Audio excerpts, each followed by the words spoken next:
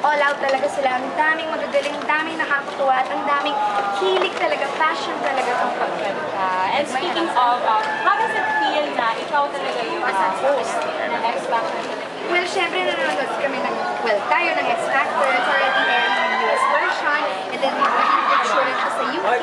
So, nakaka-proud na ang Pilipinas meron din sariling version ng X Factor dahil we deserve to be seen. Di ba sabi nga ni Ellen DeGeneres sa show niya na Philippines, she learned that the Philippines really has the best singers. I believe meron din tayo sa Cebu yan. The best talaga. Ay, oo naman.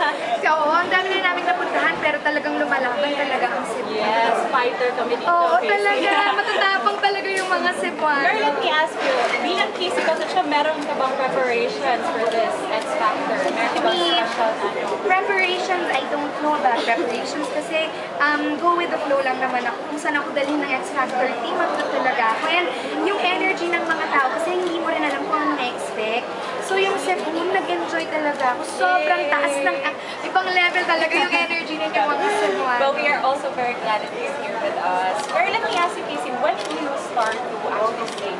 As singing? Oh, singing. Singing when I was 16, nag-theater ako with Little Mermaid, with Atlantis Productions, and then nag-Beauty and the Beast of Westville for Disney.